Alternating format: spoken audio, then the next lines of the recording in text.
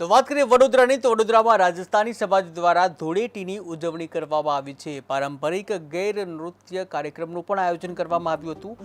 રાજસ્થાની પરિવારના લોકોએ આ હોળી મનાવી છે, ત્યારે સમાજના આગેવાનો અને ગ્રામ લોકો ખાસ ઉપસ્થિત રહ્યા હતા। ઢોલ નગારા સાથે જે લોકો પણ ઝૂમી ઉઠ્યા હતા। ઉલ્લેખનીય છે કે ધૂળેટીનો પર્વ હતો। હોળી ધૂળેટીના પર્વમાં રાજસ્થાની સમાજ દ્વારા ખાસ મહત્વ રહેલું છે। રાજસ્થાની સમાજ દ્વારા હોળી પર્વ છે, આ હોળી ધૂળેટી પર્વની ખાસ ઉજવણી કરવામાં આવતી હોય છે।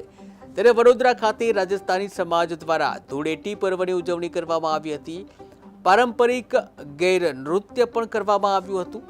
ત્યારે રાજસ્થાની પરિવાર દ્વારા વડોદરામાં આ હોળીની ઉજવણી કરવામાં આવી હતી, જ્યાં સમાજના આગેવાનો અને લોકો પણ ખાસ ઉપસ્થિત રહ્યા હતા। ઢોલ નગારાના તાલે લોકો પણ ઝૂમી ઉઠ્યા હતા। ટીવી સ્ક્રીનના દ્રશ્યો તમે જોઈ રહ્યા છો કે જ્યાં લોકો પણ ઢોલ નગારાના તાલે ઝૂમી ઉઠ્યા હતા। સમાજના આગેવાનો છે, આગેવાનોનું સન્માન પણ કરવામાં આવ્યું હતું। જ્યાં રાજસ્થાની સમાજ દ્વારા આયોજન કરવામાં આવ્યું હતું, ત્યારે ગેર નૃત્ય પણ કરવામાં આવ્યું હતું। પરંપરાથી રાજસ્થાની પરંપરા પ્રમાણે ગેરનો પ્રોગ્રામ છે, ગેર જેને કહેવાય છે અમારા રાજસ્થાની સમાજમાં, અને એ પ્રોગ્રામને અમે આગળ વધારવા માટે અહીંયા આ પ્રોગ્રામ રાખેલો છે। અને આ પરંપરાગત નૃત્ય છે જેને કહીએ આપણે હોળીનું, અને પરંપરાથી ચાલ્યું આવે છે, તેને અમે આગળ વધારવા માંગીએ છીએ। અને અમારી નવી પેઢી તેમાં જોડાય અને જાણતી થાય કે આગળ બી આ રીતના પ્રોગ્રામો વડીલો કરતા હતા અને આપણે એને પ્રોત્સાહિત કરીને આગળ વધારવાનો છે।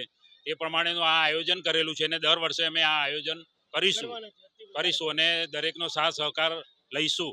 અને સમસ્ત મારું પ્રજાપતિ સમાજ આના માટે સહયોગી છે અને સહયોગ આપી રહ્યો છે। સમસ્ત મારું પ્રજાપતિ સમાજ બધા ભેગા થઈને ઘેરનો આયોજન કર્યો છે કે હર વર્ષ હોળી થાય તો ઘેર પ્રોગ્રામ થાય। અમારા રાજસ્થાની પરંપરા છે, એવી રીતે અમે આ વખતે દાલિયાવાડીમાં ઘેરનો પ્રોગ્રામ રાખીએ। સમસ્ત મારું પ્રજા કુમાવત સમાજ ભેગા થઈને એક સાથે મળીને અમે આયોજન કર્યો છે।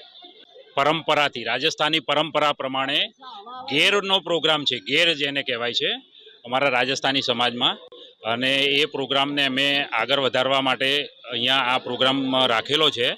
અને આ પરંપરાગત